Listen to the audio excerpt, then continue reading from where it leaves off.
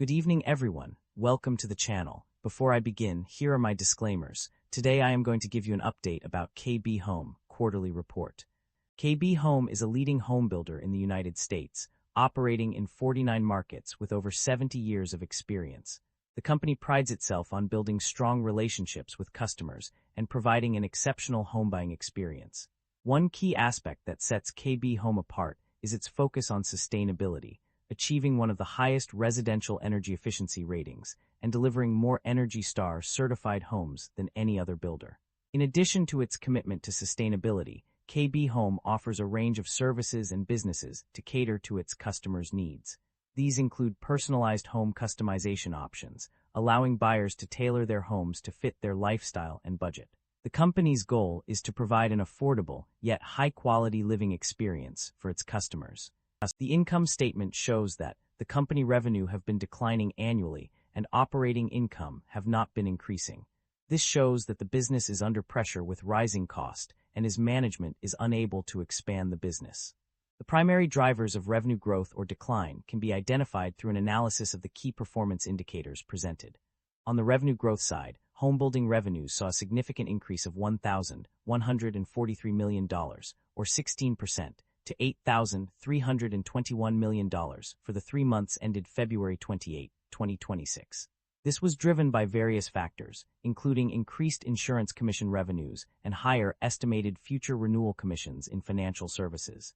In addition, specific segments such as the Southwest segment experienced a notable increase of 25.6% in margin and $40,000 in revenue growth.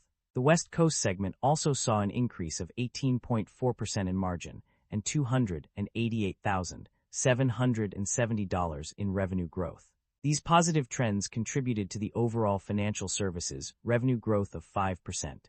On the other hand, homebuilding revenues declined by $314 million, or 22.6%, from 2025 to 2026. This decline was attributed to a combination of factors, including a 14% decrease in the number of homes delivered and a 10% decline in average selling price. The West Coast segment experienced a significant revenue decline of 25%, while the Southwest segment saw an 18% decline. The Central segment also reported a revenue decline of 19% due to decreases in both homes delivered and average selling price. In contrast, the Southeast segment saw a revenue increase of 11% driven by an increase in homes delivered, partly offset by a decrease in average selling price. The financial performance of a company underwent significant changes between 2025 and 2026. Net income decreased by 69.4% from $109,557,000 to $33,424,000, indicating a substantial decline in profitability. This decrease was also reflected in the profit margins, which dropped from 9.2% to 3.1%. The company's pre-tax income saw a significant drop, with homebuilding and financial services experiencing decreases of $97,042,000 and $1,991,000 respectively. The reasons behind these changes are multifaceted. Firstly, the net cash used in operating activities increased by 62.7%, indicating that the company was struggling to manage its day-to-day operations efficiently. Additionally, a decrease in inventories and accounts payable, accrued expenses, and other liabilities contributed to the decline in net income. Furthermore, the repeal of Section 45L tax credits for new energy-efficient homes delivered after June 30, 2026, led to a decrease in income tax expense and effective tax rate. The combination of these factors resulted in a significant decline in both net income and profit margins. The company's financial performance was severely impacted by its inability to manage cash flow efficiently, changes in inventory levels, and the loss of tax credits. These challenges will need to be addressed if the company is to recover its profitability and achieve sustainable growth. The company's financial documents reveal a mixed picture regarding its operating cash flow. However, upon closer examination, it is clear that the company has been generating positive operating cash flow in recent years. According to the financial data, the company generated an operating cash flow of $1,068,000 in 2026 and a significantly higher amount of $4,815,000 in 2025. This indicates a consistent trend of producing positive cash flows from its operations. The fact that the company has been able to generate positive cash flows suggests that it is managing its finances effectively and has a stable financial position.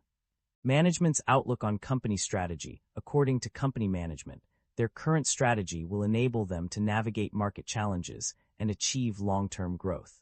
A balanced approach to capital allocation has been adopted, prioritizing investments in land development while returning capital to stockholders. The company plans to continue investing in attractive submarkets and acquiring additional land that meets their investment standards for the remainder of 2026. To drive sales, a simplified approach with transparent base prices will be maintained, limiting concessions or incentives. Key performance indicators for 2026 include achieving 70% built-to-order deliveries by the second half of the year, improving build times, and managing direct construction costs.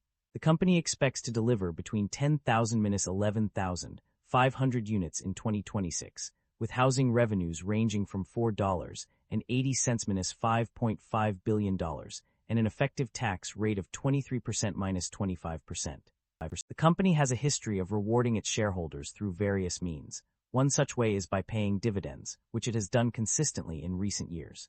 In 2026 and 2025, the company paid out significant amounts to its shareholders, totaling $17.3 million and $19.3 million respectively.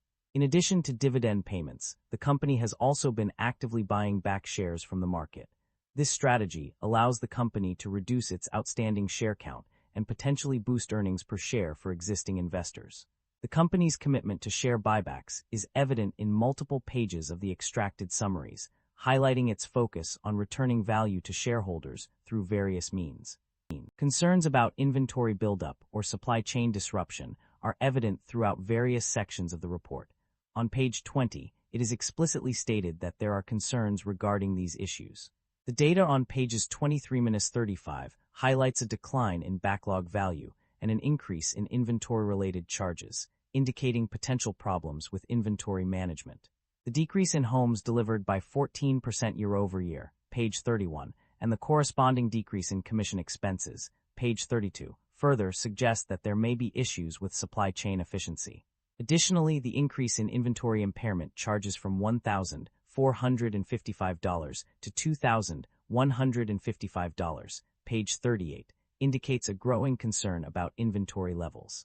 However, it is worth noting that some sections of the report mention potential risks related to supply chain disruption, such as higher construction costs due to tariff-related pressures, page 46, and disruptions in world and regional trade flows, page 48.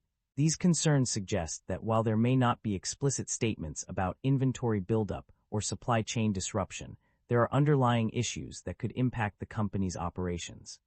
That concludes the financial summary for KB Home. Feel free to comment below, and I will be happy to answer them when possible.